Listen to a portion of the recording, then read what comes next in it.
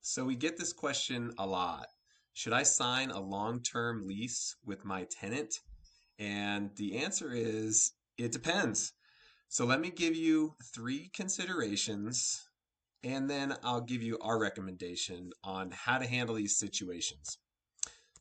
Number one, a long-term lease does not guarantee long-term tenancy or stable income. So you're going to run into a situation at some point in time where you've executed a 3-year lease with the tenant, and after a year and a half they're going to come to you and they're going to say, hey, Mr. Landlord, listen, I got a new job out of state, and I need to break the lease. Or my family's falling apart, and we need to move out.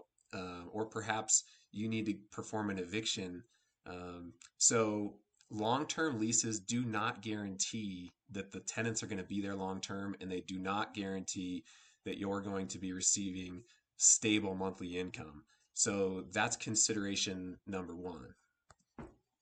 Number two is, are you leaving money on the table by offering a long term lease? And what I mean by that is, if I sign a lease today, which is January of 2025, and the market rents are $2,000 per month on my property, what if the market rents goes up? Are you leaving money on the table in that scenario? So that's just another consideration as you think about these long term leases.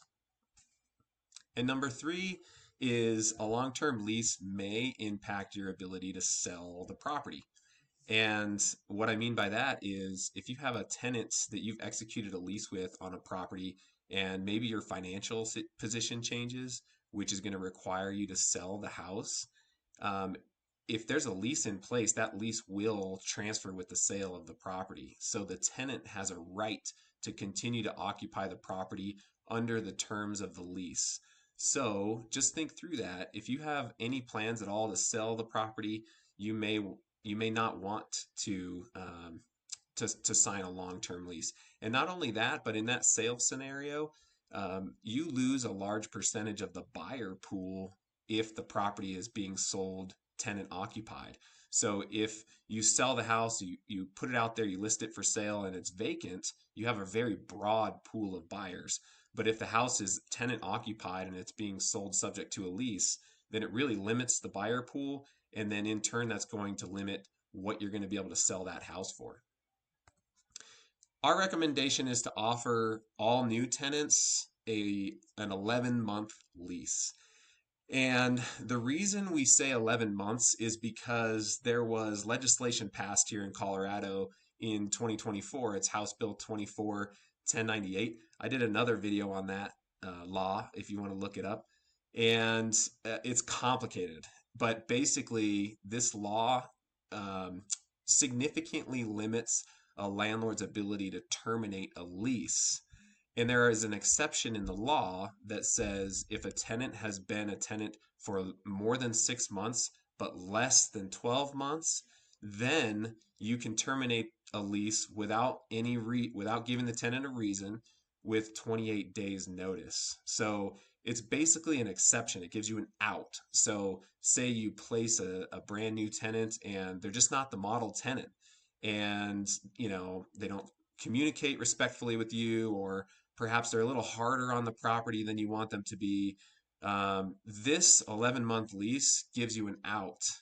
So whether it be you as a self-managing landlord or us as a property management company, we don't always hit home runs when we place tenants. We do our very best, and I know we take a lot of time in the screening process, but things change, people change, and so that's why this 11-month lease is a recommendation. Now, if you own multifamily properties, that can sometimes get challenging because you can't always offer 11-month leases. You're trying to stagger the lease expiration dates. So I know it's not always practical for you to sign an 11-month lease for every single new tenant. But if you own one house or two houses, you really need to be signing 11-month leases, and then at the end of that 11 months deciding, do I want to start over and terminate this lease, or perhaps after that initial lease term, you offer a long-term lease at the renewal, which is the second recommendation.